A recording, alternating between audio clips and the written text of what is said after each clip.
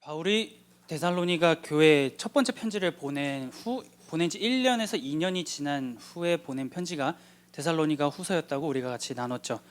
지난주에 1장에서 우리가 살펴봤던 내용은 세월이 지났어도 박해가 아무리 심했어도 믿음, 사랑, 그리고 소망을 끝까지 지켜냈던 데살로니가 교인들을 칭찬했었던 바울의 모습을 우리가 보았습니다. 그러면 이렇게 생각을 해볼 수가 있어요. 1장에서 다짜고짜 칭찬을 했잖아요. 그래서 그러면 이 편지는 단순 격려와 칭찬을 위함인가? 라고 하는 생각을 할 수가 있습니다. 하지만 칭찬은 1장까지였고요. 이제 바울이 자기가 하고 싶은 말을 하기 시작을 합니다. 왜냐하면 이 첫 번째 편지 데살로니가 전서가 이 데살로니가 교회에 도착하고 난 다음에 바울이 이상한 소문을 듣기 시작합니다. 이 교회가 데살로니가 교회가 그 가짜 뉴스라고 하죠. 이 가짜 뉴스에 완전히 현혹이 돼가지고 교회가 막 휘청휘청하고 있다라고 하는 소식을 바울이 듣게 되는 것이죠. 오늘날에야 이게 좀 가짜 뉴스나 가짜 소식 이런 게 있으면 카톡으로 바로 확인 가능하잖아요. 뭐 네이버에 검색해서 진위 여부를 판단하고 이런 게 가능하지만 이 시대에는 이런 게 불가능에 가깝죠. 그러다 보니 사람들은 데살로니가 교인들은 이 사실에 대해서 믿을 수밖에 없는 상황이 된 겁니다. 그래서 막 흔들리니까 바울이 여러분 그거 아닙니다 라고 하기 위해서 썼던 편지가 우리가 지금 살펴보고 있는 데살로니가 후서다 라고 할 수가 있습니다. 이게 총 3장으로 이루어져 있는데요, 2장에서는 오늘 우리가 살펴볼 2장에서는 재림에 대해서 바울이 다시금 이 데살로니가 교인들에게 내용을 가르치고 있는 그러한 장면을 우리가 좀 볼 수가 있습니다. 이 바울이 데살로니가 교회를 세운 후에 집중적으로 가르쳤던 것, 우리가 다시 기억을 되살려보면 한 2개월에서 3개월 정도 굉장히 짧은 시간만 데살로니가에 있었다라고 우리가 살펴보았습니다. 이 한정된 시간 가운데에서 바울이 가장 집중적으로 가르쳤던 것은 주의 종말, 즉 재림에 대해서 엄청나게 열심히 가르쳤습니다. 그것과 관련해서 함께 말씀 구절을 같이 하나 보도록 하겠습니다. 사도행전 17장 3절입니다. 뜻을 풀어 그리스도가 해를 받고 죽은 자 가운데서 다시 살아나야 할 것을 증언하고 이르되 내가 너희에게 전하는 이 예수가 곧 그리스도라 하니. 도착하자마자 바울이 데살로니가에 도착하자마자 가르치기를 시작했던 게 예수 그리스도가 어떤 분이시냐라고 하는 거였습니다. 데살로니가 도시는 육로와 해로가 완전히 딱 교차 지점에 있는 무역의 중심이었기 때문에 사람도 많았고 무역하는 게 많다 보니까 온갖 우상과 다양한 게 굉장히 많이 지나가던 곳이 데살로니가였습니다. 사람의 숫자만큼 우상도 그 정도였다라고 생각하면은 조금 이해하기가 편할 것 같아요. 그러다 보니 바울은 예수 그리스도가 어떤 분이신지를 분명하게 가르쳤어야 됐고, 그리고 동시에 기억을 하시나요? 데살로니가 교회가 위험에 빠지게 되면 죽어 있었지만 죽은 존재지만 다시금 부활해서 이 데살로니가 도시를 구원하겠다라고 했는 그 카비루스 종교, 그것 때문에라도 뭔가 죽었다가 부활하는 게 예수님이랑 완전히 비슷하잖아요. 그러다 보니 그 카비루스 종교 때문에라도 바울은 예수 그리스도의 재림에 대해서 더 강하게 이들에게 가르쳐 줄 수밖에 없었습니다. 그럼에도 불구하고 교회가 막 흔들리기 시작을 하는 거예요. 그래서 문제를 찾아보니까 외부에서의 공격, 이거는 막 뭉쳐가지고 잘 견뎠는데 내부가 문제였던 겁니다. 내부에서 믿음을 흔드는 공격에서는 이 교회가 대비책이 없었기 때문에 속절없이 흔들렸었다라고 하는 것이죠. 오늘 말씀 2절을 같이 보도록 하겠습니다. 영으로나 또는 말로나 또는 우리에게서 받았다 하는 편지로나 주의 날이 이르렀다고 해서 쉽게 마음이 흔들리거나 두려워하거나 하지 말아야 한다는 것이라. 가르쳤던 기간도 짧고 교회 공동체가 생겨난 지 얼마 안 됐기 때문에 이 믿음을 가지고 공격하는 것, 신앙을 가지고 공격했던 그 다른 세력의 교회가 완전히 무너지기 시작을 하는 거죠. 그래가지고 바울이 얘기하는 겁니다. 쉽게 마음이 흔들려서는 안 됩니다, 여러분. 바울이 이렇게 얘기를 하고 있는 것이죠. 이 주의 날과 관련해서 바울이 어떤 식으로 설명했는지 다시 기억을 되살려 보도록 할게요. 데살로니가 전서 4장에서 바울이 이렇게 얘기합니다. 황제가 어느 도시에 행차하는 것처럼, 호령이라고 하죠. 그것처럼 모두가 아는 방식으로, 모두가 인지하게 될 방식으로 예수님은 오실 겁니다라고 바울이 분명히 가르쳤습니다. 하지만 이 박해가 극심했던 상황 가운데에서 어떤 사람들이 나타나기 시작을 했냐면요, 세 가지의 방식의 사람들이 나타나기 시작합니다. 첫 번째는 자기가 하나님의 영을 받은 자다라고 하는 자가 나타나기 시작하는 거죠. 바울이 그렇게 얘기했습니까? 그 이제 구시대적인 얘기입니다. 내가 하나님의 영을 받아가지고 지금 이 영의 이 능력으로 얘기하노니 뭐 이런 사람들이 나타나기 시작을 하는 거죠. 그러다 보니까 교인들이 이상하다, 바울이 얘기한 거랑 좀 다른데 라고는 하지만 자꾸 자기가 하나님의 영을 받아서 얘기하는 사람들이 막 나타나기 시작하니까요, 교인들이 약간 좀 깨름칙하지만 그래도 좀 버텨나간 것 같아요. 그리고 두 번째로, 말씀을 자기 입맛대로 바꿔가지고 왜곡해서 전하는 사람들이 막 나타나기 시작합니다. 이게 말로나죠. 말로 막 자기 입맛대로 말씀을 막 바꿔서, 그러니까 여러분 제가 말하는 게 맞고 바울이 얘기했던 거는 틀려요, 이런 사람들이 나타나기 시작을 하는 겁니다. 그리고 마지막으로, 이게 제일 컸던 것 같아요. 교회와 바울이 의사소통을 하기 위해서는 지금 편지를 보내서 하는 방법밖에 없었죠. 그런데 이런 사람들이 나타난 겁니다. 아니 여러분, 바울이 보낸 그 또 다른 편지를 아직도 받지 못하셨습니까? 여러분들 좀 늦으시네요. 바울이 또 다른 편지를 썼는데 그게 이런 내용입니다. 이런 사람들이 나타나기 시작을 하는 겁니다. 세 가지의 사람들이죠. 자기가 하나님의 영을 받았다라고 하면서 막 횡설수설하는 사람들, 말씀을 자기 입맛대로 바꾸는 사람들, 그리고 아직도 바울의 또 다른 편지를 받지 못하다니 여러분들 불쌍하군요, 이런 사람들이 막 나타나기 시작을 하는 거예요. 처음에는 그런 거 아닙니다, 그런 거 아닐 거예요 라고 교인들이 생각을 했을 거예요. 당연히 그렇게 생각을 했겠죠. 하지만 이게 계속 반복이 된다고 생각을 해보세요. 그러면 어느덧 데살로니가 교인들 마음속에는 진짜 설마 바울의 편지가 우리 말고 다른 쪽에 먼저 가고 뭐 이렇게 되는 건가? 설마 이런 생각을 교인들이 했을 겁니다. 설마가 사람을 잡는다고 하잖아요. 의심이 점차적으로 확신으로 변해가기 시작을 하는 겁니다. 자꾸 주변에서는 여러분들이 잘못된 거고, 보세요, 바울이 또 다른 편지를 보냈다니까요, 왜 이거를 믿지 못하세요? 예수님이 이미 왔다니까요? 이렇게 얘기를 하니까요, 이 데살로니가 교인들이 뭘 생각하고 분별할 막 여력도 없는 겁니다. 막 여기저기서 흔들어대니까 교회가 굉장히 힘들었던 것이죠. 이제 갓 태어난 공동체에게 있어서 앞길이 너무 험난한 거예요. 하드코어인 거죠. 이 태어나가지고 우리가 뭐 게임이나 이런 걸 하면 레벨이 낮으면 낮은 던전을 돌고, 레벨이 높아지면 높은 던전을 돌잖아요. 그런데 지금 이 데살로니가 교회 공동체는 딱 아이들을 생성하자마자 바로 최상위급 던전에 가가지고 막대기 하나 주고 보스몹을 때려잡으라고 지금 하는 상황이 펼쳐지고 있는 겁니다. 그러니 교인들이 너무나 지금 힘든 상황 가운데 있는 거예요. 무엇을 내가 들어야 되고 무엇을 믿고 따라가야 하는가. 이거 상황이 더 힘들어졌다. 그냥 바울의 첫 번째 편지를 못 받았으면 그러면 그냥 우리끼리 알아서 어떻게 버텨봤을 텐데, 이 편지 하나를 받아가지고 또 다른 편지가 있나라는 생각 때문에 교회가 마구잡이로 흔들리기 시작을 하는 것이죠. 그래서 이 교인들은 이렇게 생각을 하기 시작을 합니다. 저 사람들이 예수님이 이미 왔다라고 하는데, 그러면 이거는 바울이 얘기하는 거랑 너무 다르잖아 라고 생각을 하기 시작한 거예요. 이 주의 날이 이르면, 모두가 아는 방식으로 예수님이 오시면, 바울이 얘기했던 거 기억을 하시나요? 먼저 죽은 자나 아직 그 재림 가운데서 재림하기 전까지 직전까지 살아있던 자나 모두가 다 하나님 앞에서 차이 없이 하나님 앞으로 나아갈 것이다 라고 바울이 얘기합니다. 그리고 거기서 중요한 게, 먼저 죽은 자들이 부활할 것이라고 바울이 얘기를 해요. 그러면 이 헛소문을 퍼뜨리는 사람들의 말에 의하면 사람들이 부활을 했어야 됐습니다. 나의 소중한 가족, 아직 예수님께서 재림하시기 전에 죽은 내 친구들, 내 가족, 이 사람들이 부활을 했어야 돼요. 무덤에서 탁 일어나가지고 내가 부활했다, 예수님이 오실 것이다, 이런 얘기를 해줘야 되는데 상황은 변한 게 하나도 없는 겁니다. 나는 여전히 힘들고 내 주변에 있는 무덤 가운데 들어간 내 사랑하는 사람들은 아직도 무덤에 있고 일어나지를 못하는 거예요. 그런데 자꾸 다른 사람들은 예수님이 왔다라고 얘기를 하는 겁니다. 교인들이 무슨 생각을 하겠어요? 이러다 보면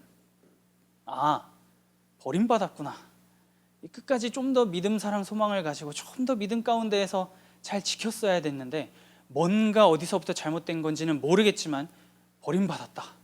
그렇지 않고선 예수님이 왔다라고 하는 이 상황 가운데에서 내 사랑하는 사람들이 아직도 여기에 무덤 가운데 있을 이유가 없다라는 생각을 교인들이 하게 되는 겁니다. 종말이 완전히 이들에게 있어서 아킬레스건인 거예요.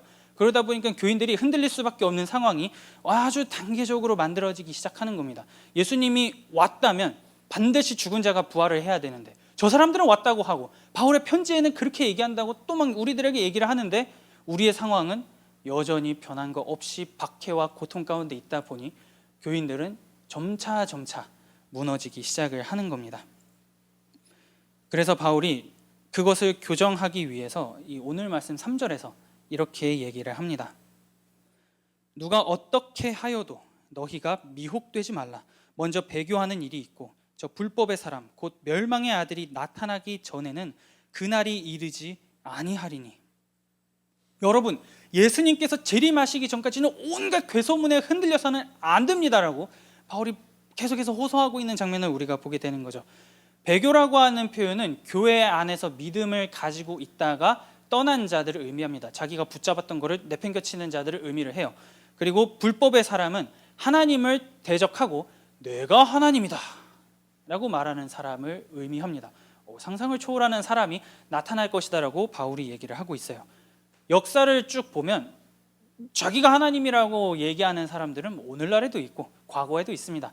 이 당시 배경을 가지고 좀 설명을 드리면 이 데살로니가 편지가 쓰여졌을 때가 기원 후 50년에서 53년 사이입니다. 이때 첫 번째 편지와 두 번째 편지 데살로니가 전서와 후서가 기록이 되었어요. 근데 이 편지가 기록되기 10년 전, 기원 후 한 40년이죠. 한 이때 로마의 황제, 3대 황제인 칼리굴라라고 하는 황제가 있었습니다. 가이우스 칼리굴라라고 하는 이 황제가 무슨 짓을 하기 시작하냐면 예루살렘 성전이 좀 마음에 들었나 봐요. 이렇게 얘기하는 거죠. 저 성전 안에 내 동상을 세우겠다. 나를 찬양해야 돼. 내가 신이야. 이런 행동을 이 칼리굴라 황제가 하려고 했어요. 그런데 안타깝게도 계획을 실행하려고 했으나 1년 뒤에 암살을 당하게 됩니다. 죽어버렸어요. 이러면 이대로 끝나야 되는데 더 악질이 나타납니다. 이 데살로니가 전서, 이 편지, 전서와 후서가 쓰여졌을 때 이 당시에 로마를 다스렸던 황제, 추정되는 황제는 4대 황제 글라우디오입니다. 사도행전이나 이런 데도 나오는 황제 이름인데요. 이 사람은 더 강했어요. 뭐라고 얘기하냐면 나는 영원한 태양이다. 태양이 나를 숭배해야지. 나에게서 치료의 광선이 나가니까 너희들 이 백성들아 나를 경배하고 나를 숭배하면 내 몸에서 나가는 이 치료의 빛, 나의 이 태양이 너희를 구원하고 너희를 치료해 줄 거야 라고 하는 이 글라우디오 황제의 말이 있었어요. 그러면 왜 황제 숭배를 반대했던, 황제를 숭배하지 않았던 그리스도인들이 박해를 받았는지 우리가 조금은 생각해 볼 수 있죠. 어떻게 하늘 안에 태양이 두 개 있냐라고 생각을 하게 되는 겁니다. 태양은 황제가 아니고 오직 하나님이십니다라고 얘기하는 것이 그리스도인들이었기 때문에 이 로마 입장에서는 야 쟤는 뭐냐? 태양이 어떻게 두 개가 있어? 태양은 우리 황제야. 이러다 보니까 박해가 대대적으로 진행이 됐던 것이죠.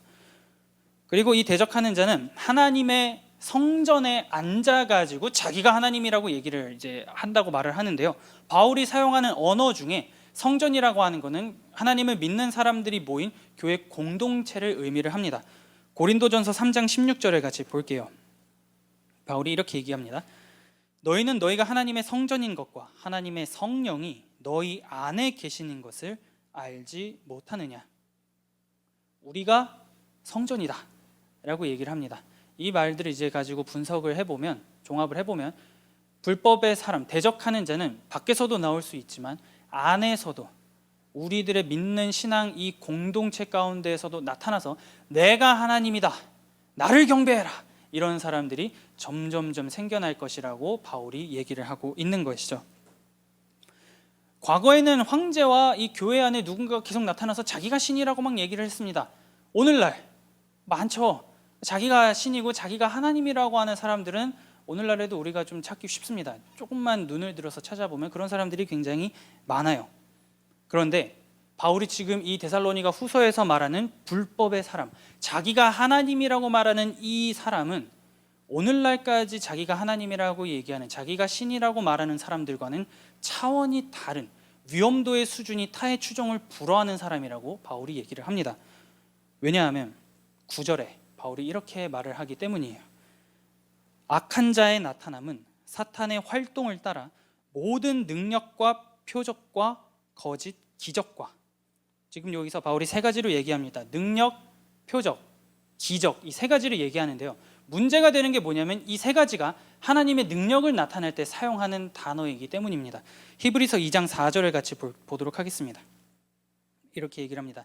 하나님도 표적들과 기사들과 여러 가지 능력과 및 자기의 뜻을 따라 성령이 나누어 주신 것으로서 그들과 함께 증언하셨느니라.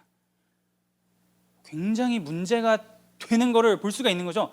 표적과 능력과 기적을 행합니다. 물론 이것의 목표점이 거짓이고 사람들을 미혹하는 것이다 라고 하는 것은 분명하게 바울이 얘기하고 있지만, 겉으로만 볼 때는 거의 가히 하나님의 필적할 정도의 뭔가 굉장한 이적을 막 베풀어 가지고 사람들을 마구잡이로 홀릴 것이다, 그런 사람이 나타날 거라고 지금 바울이 얘기를 하는 겁니다. 그러면 오늘날 한번 생각을 해보세요. 오늘 존재하는 자기가 신이라고 하는 사람들이 모습을 보면, 이 불법의 사람, 바울이 말하는 불법의 사람하고는 비교할 수도 없구나, 완전히 지금 자기가 신이라고 말하는 사람들은 햇병아리구나 라고 하는 것을 보게 됩니다. 능력과 표적과 기적을 누가 하겠습니까? 그런데도 그 날이 되면 이 불법의 사람이 그것을 행할 것이다 라고 바울이 얘기를 하고 있는 것이죠. 그러면 이제 우리가 궁금증이 이제 막 떠올라요. 그러면 그 불법의 사람이 도대체 누굽니까? 그 사람만 알면은 딱 나올 때까지 기다렸다가 딱 대비해가지고 신앙을 지키면 될 것 같습니다 라는 생각을 할 수가 있는데, 여러분 아쉽게도 누군지는 모릅니다. 바울이 누군가라고 정확하게 찝어가지고 얘기해 주지는 않아요. 다만 계속해서 이런 사람들이 점차 나타날 거지만, 그 날이 되었을 때 이런 능력을 가지고 무언가 행하는 사람이 있다면, 말씀 가운데에서 얘기했던 불법의 사람이 나타났구나라고 하는 거를 알아야 됩니다라고 바울이 얘기를 하고 있는 겁니다. 같이 5절 말씀을 보도록 하겠습니다. 그래서 바울이 이렇게 얘기를 합니다. 내가 너희와 함께 있을 때에 이 일을 너희에게 말한 것을 기억하지 못하느냐. 약간 책망하는 것도 있는 거예요. 집중적으로 종말에 대해서 그렇게 가르쳤음에도 불구하고 여러분 쉽게 미혹되고 흔들리십니까? 절대로 그러면 안 됩니다. 이거 미리 얘기했잖아요. 불법의 사람이라고 하는 존재가 나타날 거라고 끊임없이 가르치고 얘기했지 않습니까? 그러니 이제 다시 정신을 차리시고, 불법의 사람이 아직은 그런 사람이 나타나진 않았으니까요, 온갖 괴소문에 휩쓸리지 마시고 여러분들의 신앙을 굳건히 하십시오라고 바울이 얘기를 하고 있습니다. 여기까지만 보면 진짜 상황이 암울해요. 벗기 때문에 되게 힘들어요. 안에서는 믿음을 흔드는 자들이 나타나요. 그런데 이거보다 더 강한 무언가가 나타날 때니까 막 버티래요. 그러면은 이렇게 어렵고 힘든 상황 가운데에서 신자인 나는 어떻게 살아가야 되냐라고 하는 질문을 데살로니가 교인들이 충분히 던질 수가 있습니다. 이 미혹과 배교가 지금도 막 우리를 흔들 때 이렇게 우리가 막 바람 앞에 등불처럼 막 이렇게 흔들렸는데, 그런 사람이 나타나면 우리가 어떻게 이거를 버틸 수 있겠습니까? 라고 하는 질문, 공포, 두려움이 충분히 생겨나겠죠. 그러면은 이렇게 생각을 하게 될 수도 있어요. 그런 불법의 사람이 나타나면 도망가야겠다. 어디 숨어가지고 죽지 않게, 배교나 이런 걸 내가 아예 안 하면 되니까 도망가고 숨어가지고 조용히 살아야겠다. 약간 이런 생각을 하게 될 수가 있어요. 하지만 바울이 이 데살로니가 후서를 썼던 궁극적인 목적은 교인들에게 어떤 공포감을 심어줘가지고 이거대로 하지 않으면 당신 큰일 나라고 얘기하는 것이 아니다라고 하는 그 이유가 13절 이후부터 나타납니다. 그렇기 때문에 바울이 말하는 이거는 오늘날의 이단들이 얘기하는 것과는 차원이 다르다라고 하는 걸 우리가 좀 기억하고 넘어갈 수 있으면 좋을 것 같아요. 오늘날 우리들 가운데 주변에서 얘기하는 이단들은 사람들에게 공포를 계속 심어줍니다. 이대로 하지 않으면 당신 큰일 납니다. 구원에 여기서 떨어질 수 있어요 라는 식으로 사람들을 막 홀리고 공포감을 조성을 해요. 바울이 말한 거를 요 앞까지 13절 이전인 12절까지만 보면 공포다라고 할 수가 있겠지만 13절부터 분위기가 완전히 반전이 되기 시작을 합니다. 같이 13절 보도록 하겠습니다. 바울이 이렇게 얘기를 합니다. 주께서 사랑하시는 형제들아, 우리가 항상 너희에 관하여 마땅히 하나님께 감사할 것은 하나님이 처음부터 너희를 택하여 성령의 거룩하게 하심과 진리의 믿음으로 구원을 받게 하심이니. 불법한 자가 나타날 겁니다. 나타날 건데 그 나타났을 때에 바로 이런 일이 일어날 거라고 바울이 얘기를 합니다. 우리 오늘 말씀 데살로니가 후서 2장 8절도 같이 함께 보도록 하겠습니다. 바울이 이렇게 말을 합니다. 그때에 불법한 자가 나타나리니 주 예수께서 그 입의 기운으로 그를 죽이시고 강림하여 나타나심으로 패하시리라. 두 개의 구절을 종합을 해보면 이런 겁니다. 능력과 거짓 기적을 행하는 불법의 사람이 딱 나타나서 드디어 내 시대가 왔다 빵 할 때 바로 예수님이 나타나셔가지고 상황을 쫙 깔끔하게 정리할 거라고 바울이 얘기를 하고 있는 것이죠. 악이라고 하는 이 존재, 모든 것을 미혹하고 흔들 이 강력한 존재는 하나님 앞에서 아무것도 아니고 악은 결국에는 승리를 얻을 수 없다라고 바울이 얘기를 하고 있는 장면을 우리가 보게 됩니다. 그러니 안심하고 하나님을 믿고 신뢰하시고 오늘을 살아가십시오라고 말하는 게 바울이 정말 이 데살로니가 후서에서 말하고자 하는 핵심 내용이다라고 하는 것이죠. 배교와 불법은, 이건 불법의 사람이 나타나는 것은 분명히 일어날 겁니다. 말씀 가운데 기록이 되었기 때문에 사람들이 믿음 가운데서 떠나는 것도 맞고요, 불법의 사람이 나타나서 온갖 능력을 막 펼치는 것도 맞습니다. 그러나 아까 우리가 살펴봤던 것처럼 8절처럼 딱 나타나면 바로 예수님께서 모든 것을 정리하실 것이다 라고 바울이 얘기를 합니다. 아무리 어려운 상황 가운데 있을지라도, 우리들 믿는 사람들의 상황이 점점 안 좋아질지라도 반드시 예수님께서는 오셔서 그 모든 것을 다 정리할 것이다, 다 깨끗하게 할 것이다 라고 바울이 얘기를 하고 있는 것이죠. 그렇기 때문에 상황이 아무리 어려워도 예수님께서 반드시 다시 오실 것이다, 반드시 모든 것을 정리하실 것이다 라고 하는 그 재림을 기대하는, 그 재림을 믿는 재림 신앙, 종말 신앙이 오늘을 살아가는 그리스도인들에게 굉장히 중요하다라고 하는 것을 우리가 이 말씀을 통해서도 보게 됩니다. 최종 승리는 예수 그리스도께 있고 아무리 힘들고 어려운 상황 가운데 있더라도 반드시 그분은 승리하실 것이다 라고 하는 그 믿음의 신앙을 오늘을 살아가는 우리가 가지고 살아나가야 한다 하는 것이죠. 그러면 왜 도대체 우리가 예수님께서 확실하게 승리할 것을 믿고, 그리고 그러면 우리는 왜 같이 이렇게 승리하게 될 겁니까? 라는 질문을 던질 때 13절에 답이 있는 겁니다. 같이 13절을 한 번만 더 우리 같이 보도록 하겠습니다. 주께서 사랑하시는 형제들아, 우리가 항상 너희에 관하여 마땅히 하나님께 감사할 것은 하나님이 처음부터 너희를 택하여 성령의 거룩하게 하심과 진리를 믿음으로 구원을 받게 하심이니. 상황이 점점 안 좋아지고 불법의 사람이 나타나고 배교가 되어지는 그러한 상황 가운데에서 바울은 얘기하는 겁니다. 여러분, 하나님이 처음부터 여러분들을 택하셨기 때문에 하나님의 그 택하심은 결코 그 어떤 상황 가운데에서도 흔들리지 않고 여러분들을 구원의 길까지 인도하여 주실 겁니다. 그러니 우리는 마땅히, 그리고 항상 하나님께 감사해야 됩니다라고 바울이 23절 가운데에서 얘기를 하고 있는 것이죠. 그럼 다시 질문을 해볼 수가 있어요. 그 택하심이 도대체 뭐길래, 얼마나 강하길래 그렇게 우리가 믿고 확신하며 나아갈 수 있습니까? 라는 질문을 던질 때 같은 다른 말씀 구절 하나 보도록 하겠습니다.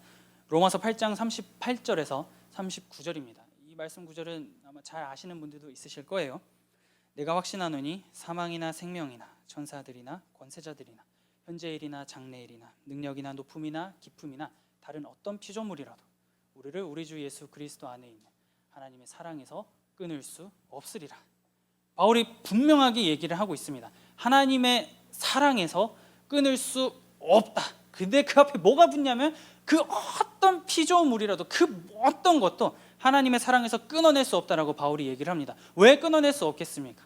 하나님께서, 우리는 다 믿고 살아가잖아요. 하나님께서 모든 것을 창조하시고 이끌어 가시는 분이기에 그 어떤 것도 하나님보다 더 큰 능력을 가질 수 없고 하나님보다 뛰어날 수가 없습니다. 그런데 그 하나님의 사랑이 신자에게 향하고 있기에 결국엔 같은 그 피조물인 그 누구도 하나님의 사랑에서 신자를 끊어낼 수 없다라고 바울이 확신 가운데 말하고 있는 것이죠. 그렇기 때문에 하나님께서 하나님의 사랑으로 여러분들을 처음부터 택하셨으니 온갖 어려운 상황 가운데에서도 여러분들은 안전한 겁니다 라고 바울이 얘기를 하고 있습니다. 그렇기에 배교와 불법, 박해가 앞으로 더 심해질지라도 신자는 그 하나님의 택하심, 하나님의 사랑을 믿고 주어진 삶을 나아갈 수가 있게 되는 겁니다. 그러니 여러분, 온갖 이상한 소문에 흔들리지 마시고 하나님의 택하심, 하나님의 부르심, 하나님의 사랑을 오히려 더 굳건하게 붙잡으십시오 라고 바울이 얘기를 하고 있는 것이죠. 그러면 우리가 어떻게 그 사랑을 나누고 어떻게 실천을 할 수 있을까요? 바울이 15절에서 하나의 답을 줍니다. 오늘 말씀 15절 같이 보도록 하겠습니다. 그러므로 형제들아, 굳건하게 서서 말로나 우리의 편지로 가르침을 받은 전통을 지키라. 뭔가 가르침받은 전통을 지키라라고 바울이 얘기를 하는데요. 이 전통은 사도들의 가르침이라고 이해하면 쉽습니다. 주일마다 함께 모여서 예배를 드리는 것, 이러한 것이 가르침을 받은 전통이라고 할 수가 있어요. 이거를 지키십시오라고 데살로니가 교인들을 향해서 바울이 얘기를 하고 있습니다. 관련되어서 같은 말씀 하나 보도록 하겠습니다. 히브리서 10장 22절부터 25절까지는 이렇게 말을 합니다. 우리가 마음의 뿌림을 받아 악한 양심으로부터 벗어나고 몸은 맑은 물로 씻음을 받았으니 참 마음과 온전한 믿음으로 하나님께 나아가자. 또 약속하신 이는 미쁘시니 우리가 믿는 도리의 소망을 움직이지 말며 굳게 잡고 서로 돌아보아 사랑과 선행을 격려하며 모이기를 패하는 어떤 사람들의 습관과 같이 하지 말고 오직 권하여 그날이 가까움을 볼수록 더욱 그리하자. 그날이 가까움을 볼수록 예수님께서 다시 오실 그날을 가깝게 생각하면서 함께 모이라라고 히브리서는 얘기를 하고 있습니다. 그리고 이거는 자신에게 칭찬을 하셔도 돼요. 오늘 이 자리 가운데 모인 우리는 그거를 아주 열심히 지켜나가고 있는, 가르침받은 전통을 삶 가운데에서 이루어 나가는 사람들이다 라고 할 수가 있습니다. 우리는 매주 이 자리 가운데 모여서 함께 누구를 예배합니까? 하나님을 예배하죠. 그리고 그 예배할 때 반드시 들어가는 게 있습니다. 예수 그리스도가 들어갑니다. 우리를 위해서 이 땅 가운데 오셔서 우리를 구원해 주신 그 하나님의 사랑이 무엇인지를 예수 그리스도를 통해서 우리가 누리기에 그분을 높입니다. 그리고 우리 마음 가운데 있는 성령 하나님께서 오늘 이 예배의 자리를 통해서 다시 한번 나에게 힘을 주셔가지고 한 주간 내가 그리스도인으로 살아가도록 도와주신다라고 하는 그 믿음의 신앙의 고백이 예배의 자리 가운데서 전부 다 일어나게 됩니다. 그리고 지난주에 우리가 같이 성찬을 떼었죠. 같이 떡을 떼고 잔을 마심으로써 내가 이거를 먹고 마심으로 반드시 예수 그리스도께서 이 땅 가운데 오실 것이다, 반드시 종말은 올 것이다 라고 하는 그 신앙의 고백을 우리가 하게 됩니다. 그리고 마지막으로 이렇게 살아가기로 다짐을 했다면 우리는 월요일부터 토요일까지 6일의 이 나머지 삶을 통해서 하나님의 자녀로 살아가기 위한 일상 가운데에서의 치열한 싸움을 하게 돼요. 조금씩 뭔가 그래도 내가 이 하나님께 받은 은혜에 힘입어서, 하나님께서 나에게 말씀해 주신 그 무언가에 힘입어서 내가 이 나머지의 일상을 좀 더 하나님 앞에 살아가겠습니다.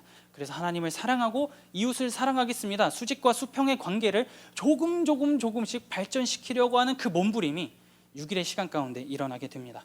우리는 다 그거를 지금도 지켜나가는 자들이다 라고 하는 것이죠. 우리는 굉장히 대단한 사람들입니다. 이런 가르침받은 그 믿음의 전통을 삶 가운데에서 지켜내는, 완벽하게 전투하며 싸우며 나아가는 그리스도인을 멀리서 찾는 것이 아니고 바로 내가 그렇다라고 하는 것을 우리가 말씀 가운데에서 보게 되는 것이죠.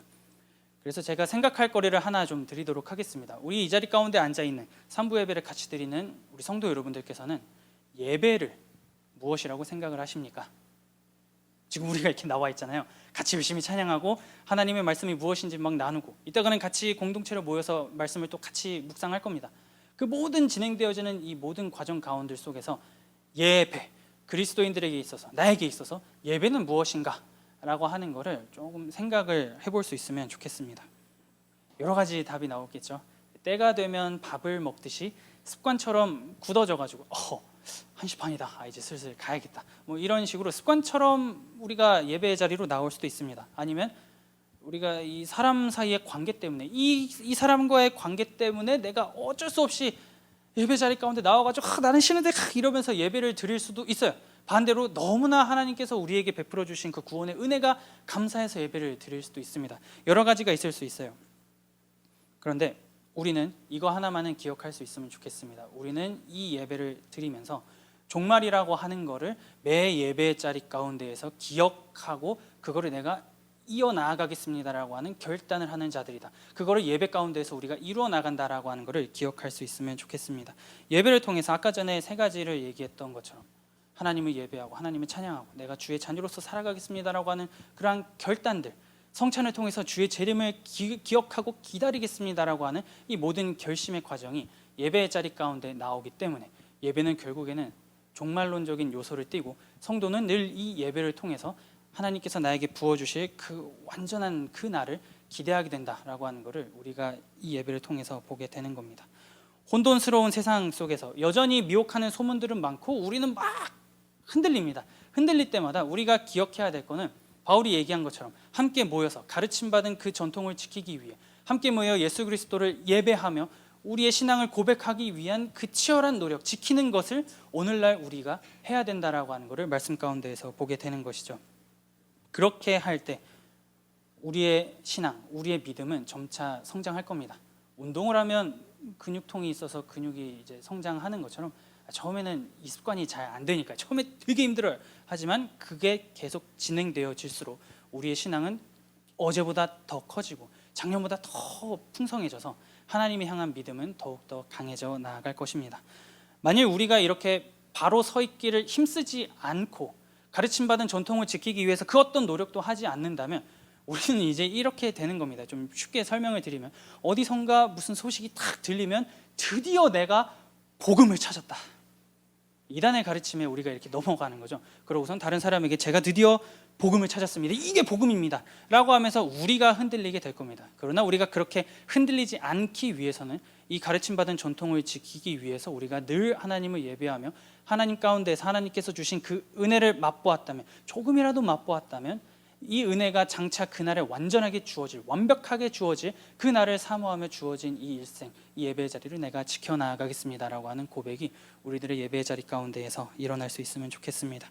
그래서 만약에 이런 모든 과정을 선행하지 않고 이거를 내가 노력을 하지 않으면서 나의 신앙과 믿음이 성장하기를 바란다면 그거는 본인의 게으름을 나타내는 것, 그 이상도 그 이하도 아닙니다. 그렇기 때문에 우리는 이 땅을 살아가고 하나님께서 처음부터 우리를 택하여 주신 것을 믿는 신자라면 우리의 믿음의 성장을 위해서 우리는 날마다 노력하며 나아가는 그리스도인이 되어야 된다라고 하는 것이죠. 마지막으로 오늘 말씀 16절에서 17절을 같이 보도록 하겠습니다. 바울이 이렇게 얘기를 합니다. 우리 주 예수 그리스도와 우리를 사랑하시고 영원한 위로와 좋은 소망을 은혜로 주신 하나님 우리 아버지께서 너희 마음을 위로하시고 모든 선한 일과 말에 굳건하게 하시기를 원하노라.